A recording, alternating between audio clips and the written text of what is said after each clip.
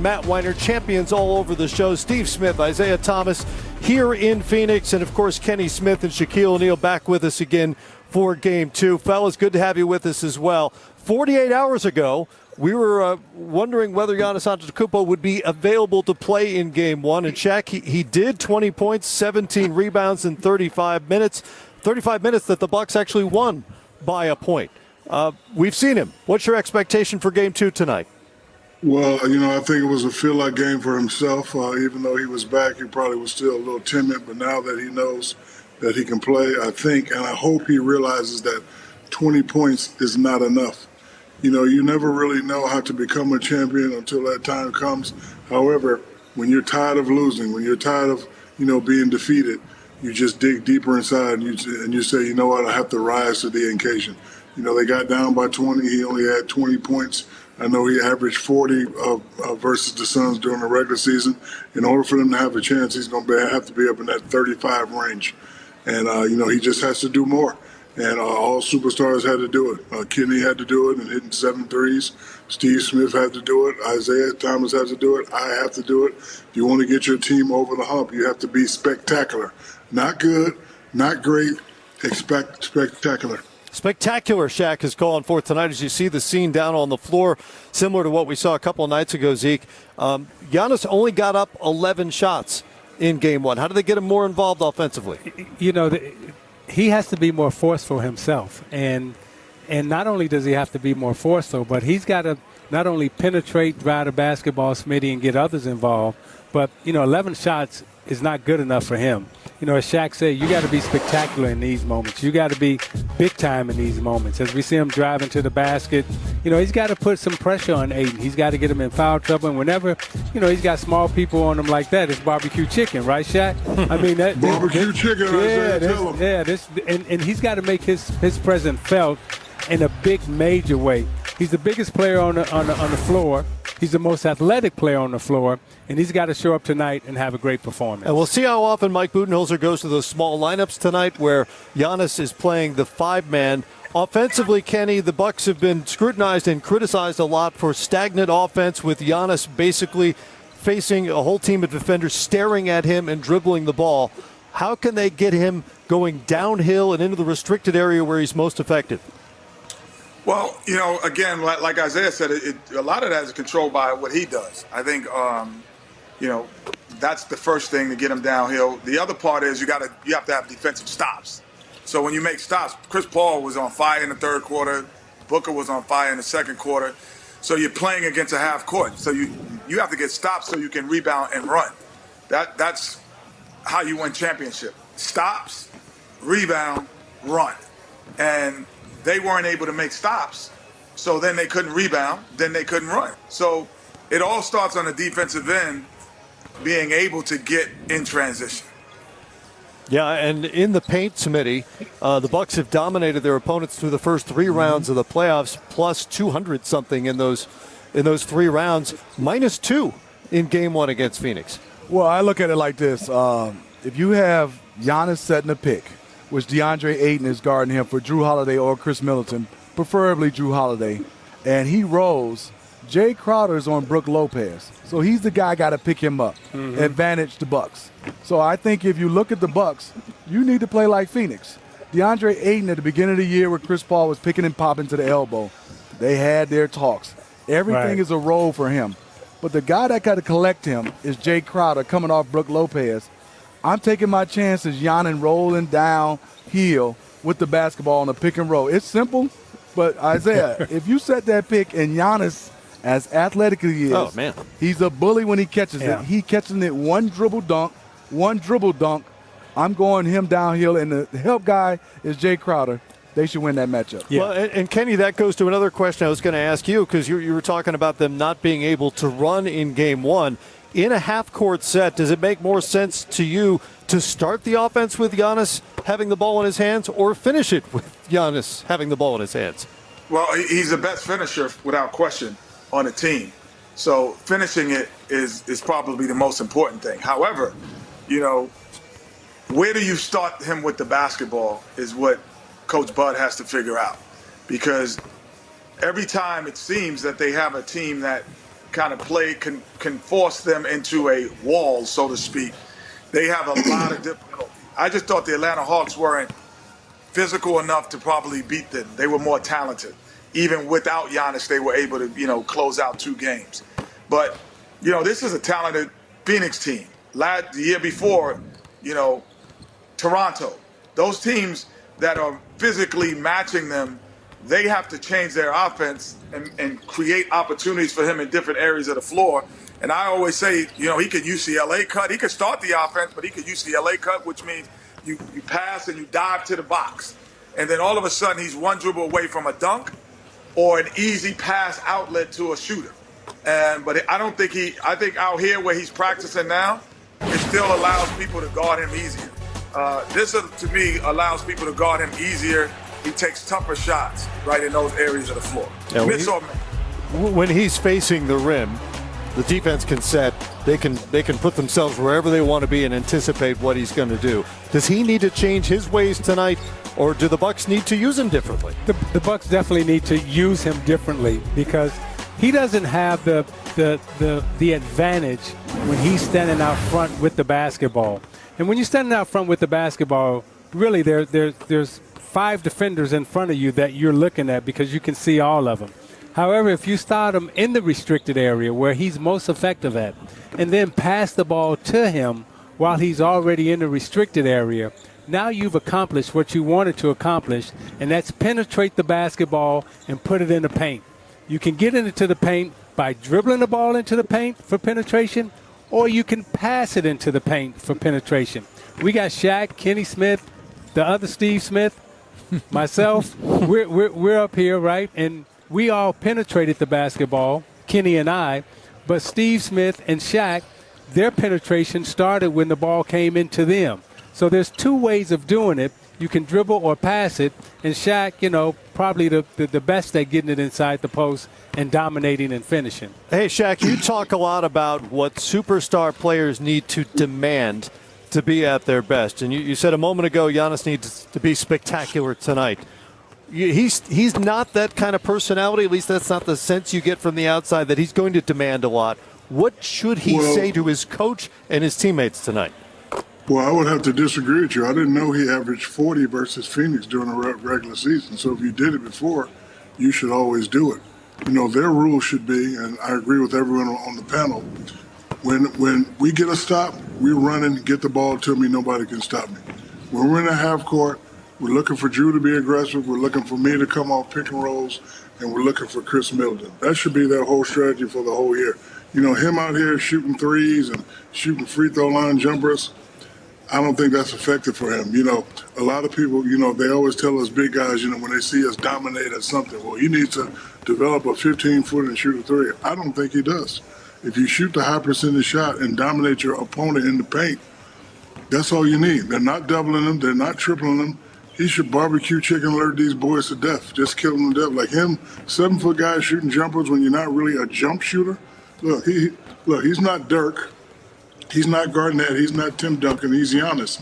He's known for bully basketball, so he should definitely focus on that. And you see the great Vin Baker sitting over there. I saw Vin Baker the other day. I said, I didn't know he was coaching the Milwaukee Bucks. You were great in the post. You had a lot of moves.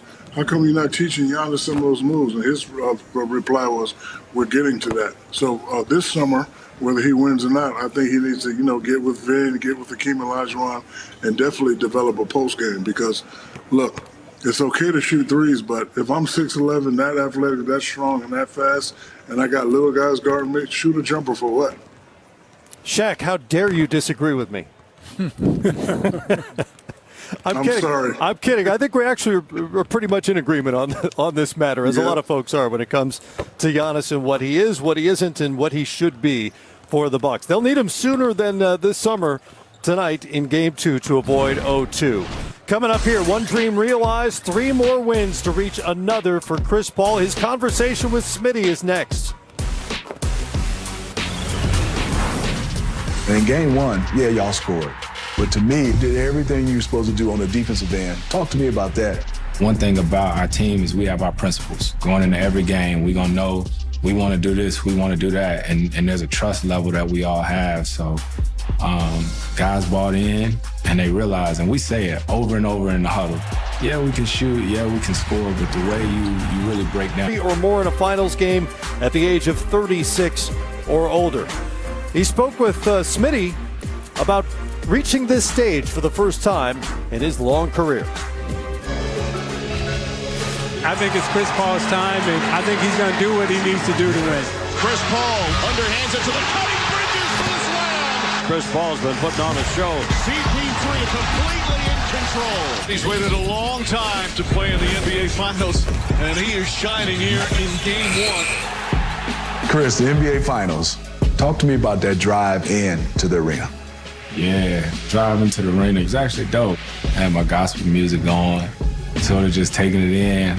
I mess with the youngins on my team all the time, how they 4 years in, 3 years in, and they already in the finals. It took me 16 years to get here, so I try to appreciate the moment, you know what I mean, and stay locked in at the same time. Pass trying to jam it in there, stolen by Booker. Blocked from behind by Crowder. Pumps away and stolen.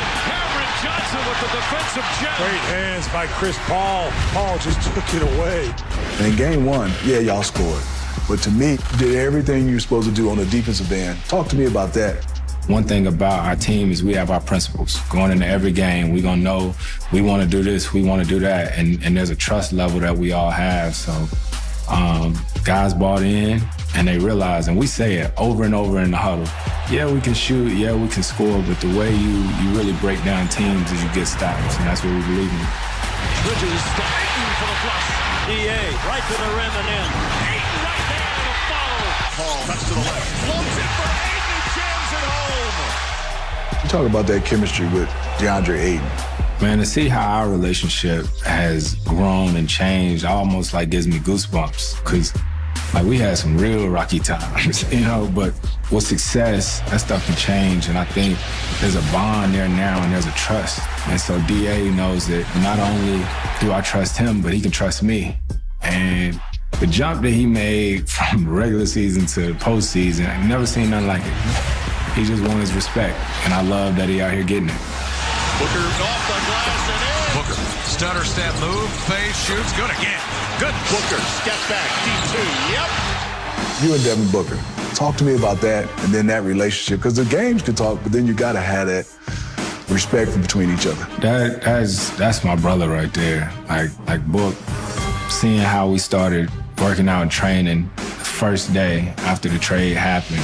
Sometimes you have teammates, you know, sometimes you have real brothers, you know, so regardless of whatever happens in this basketball stuff, me and him gonna be connected for the rest of our lives. And Book plays with an edge, and I knew that you need that edge in order to get to where you want to get to, and that's why we're here. Paul gets down, spins to the basket and scores. Chris Paul has electrified the crowd here in Phoenix. That is the point God at work. Chris, you know, everybody talks about your legacy, but when your nickname is Point God, it's said already. So I just want to know, Point God champion, how does that sound?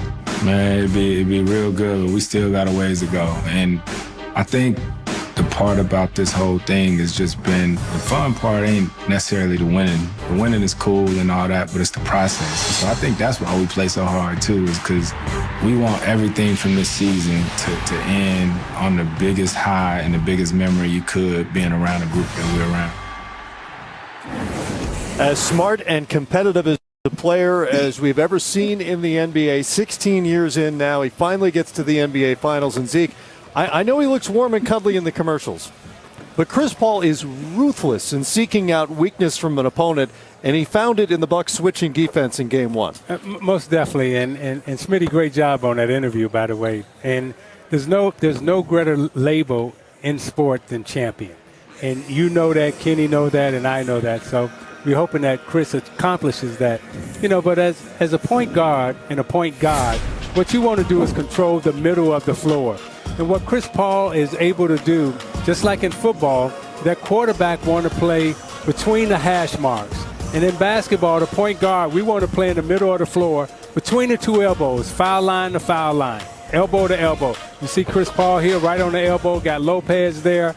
barbecue chicken for the guards, okay? And then we switch out with Portis. Now, Chris Paul, again, I want to stay in the middle of the floor, between the elbows, down the middle of the lane. I am controlling the middle of the floor. And when he and Aiden can control the middle of the floor, as we see here, I got him back on his heels. Now I'm going to shoot the three on you.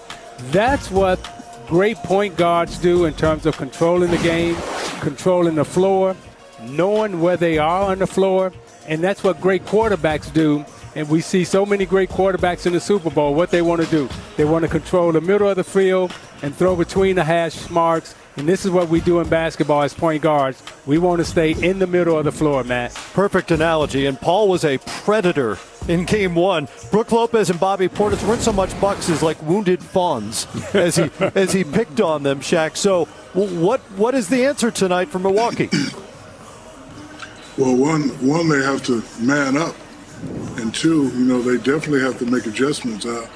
We criticized them in the Atlanta series for Brook Lopez being dropped, but they stayed dropped the whole series. They lost a few games, they won a few games, but whenever a 5 is on the one will have the advantage. I think, Brook Lopez, if he could jam Chris and make him go one way, you can't let guys like Isaiah Thomas and Chris Paul dance on it. If I was Brook Lopez, I would try to get up more, jam him one way, and force him to the help. Easier said than done, but we'll see if they will make adjustments. But in Game 1, it didn't work. It can work if you have will and determination, if you want it. So I'm anxious to see if Milwaukee has that anger, if they have that fire, and they say, you know what, we come in here and we're still in the game, and then we're going to go win 2 in a row. We'll be up 3-1. That's the kind of mindset you have to be a champion. I know it's your first time here, but sometimes you have to overthink the process. Okay, y'all beat us Game 1. We killing y'all Game 2. We going to the crib. We gonna win 2, and then we only packing 1 suit, and we gonna win Game 4. So I'm anxious to see the adjustments that Milwaukee make. Will they man up? And I'm definitely anxious to see how they play that pick and roll. Kenny, I don't know if you caught all those numbers or not, but Phoenix scored 83 points on 66 possessions with either Lopez, Portis, or both on the floor. That's a ridiculously efficient number for Phoenix. Then the Bucks went small, and Phoenix scored just 35 points on 36 possessions. Do you expect more small ball from Milwaukee tonight, or different coverages when the bigs are on the floor, or maybe both? Well, yeah, you don't need a stat sheet for that, for sure. You could just look at the game and say that you have to either go small or change your coverage. So, that's not even close. So we can keep beating that horse. People putting these stats up. This is all the 4 of us talked about before the game, after the game, and during the game. My question has nothing to do with this game. It has something to do with the interview with Smith just said. And I'm putting it to the panel. We all agree that Chris Paul is a Hall of Famer, correct? Correct. Yes, for sure. If he wins the NBA championship with Phoenix, which team does he go in as? Ooh. Before I answer that, Kenny, we all know you got Emmys. You ain't got to put the Emmys in the camera. So we still got Emmys. Once you move the Emmys, I will talk to you and I will answer the question. Move them Emmys out the way, you little show I off. get something out my teeth. Move those Emmys out the way, man. Yeah, but what team does he go in as if he wins it with Phoenix? Is he a Sun?